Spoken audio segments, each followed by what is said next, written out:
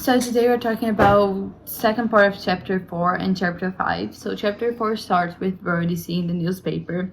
The newspaper doesn't talk about Watkins' attack, only Alex and Maury's attack.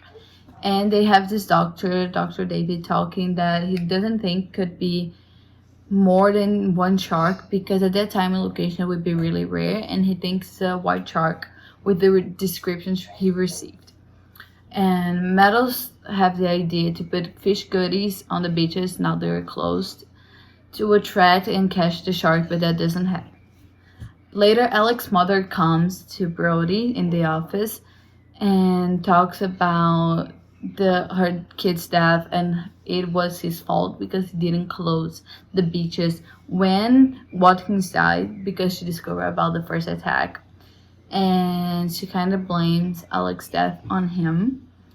And after this whole intense conversation about her kid's death with Brody, she entered in a state of shock, and then doctors came and took her to the hospital. But Brody was feeling really guilty about her shock stay and everything, but the doctor said it was not his fault. That was something that was going to happen because of her stress and everything, looking for the situation.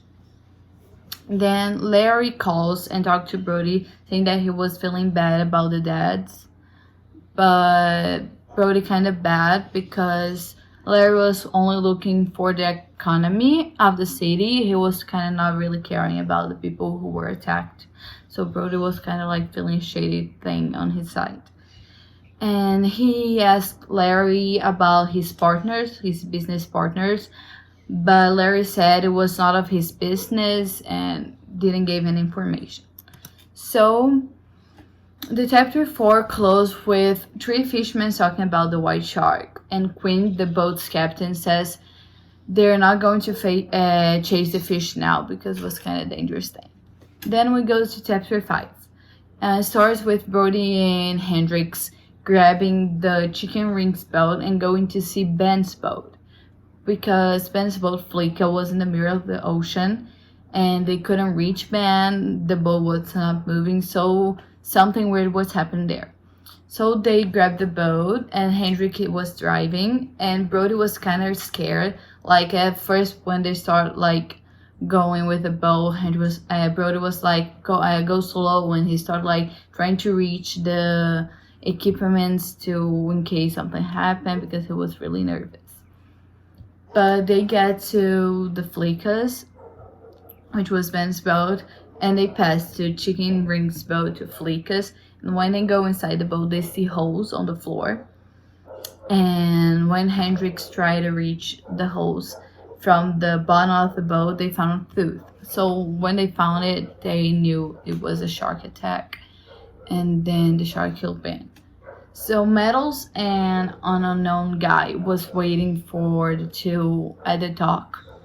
And when they met, when Brody met Hooper, which was the unknown guy, met Hooper, he discovered that he was an oceanographer from the Whistle, and he started analyzing math and comparing him to himself. And he thought that Hooper could take his place, but in his head he thought that he had more knowledge and more experience, so that wouldn't happen. So Brody calls to Sally, which was Ben's wife, and she was with her kids at home, and she was really worried about Ben, and she started like brainstorming about what could have happened. Maybe the boat broke down and he went to the land with other people, that's why the boat was left behind or anything.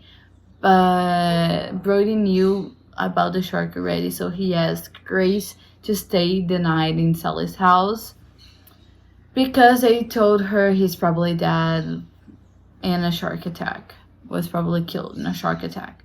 And Sally accused Brody of her death, like of her husband dead, and Brody was kind of angry at Sally's, like the whole Alex mother situation, and at himself too, because he knew he could like stop people to going to the beach early.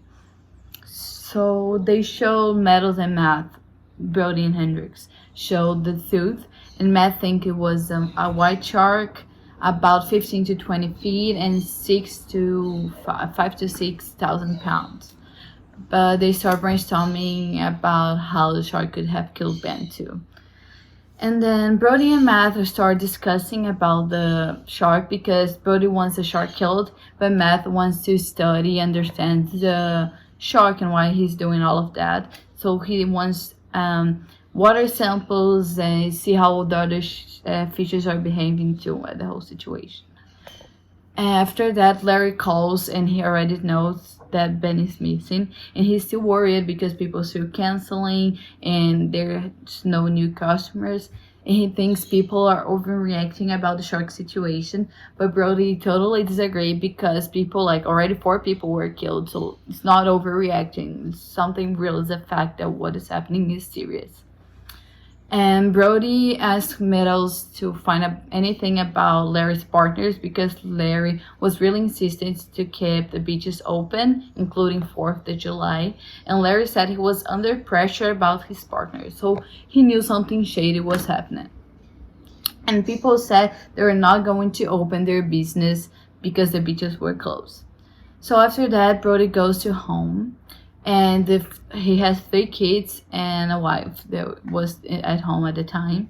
And he goes to Ellen, his wife, and talks about the whole band situation.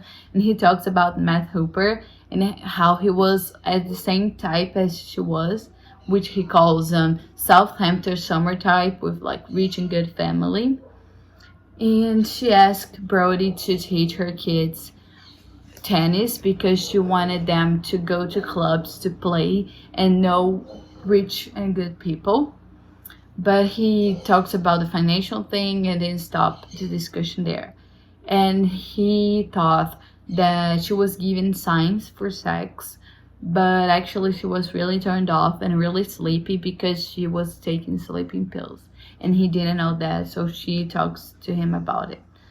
So the chapter 5 ends with a father and a son talking a few blocks away about shark stories.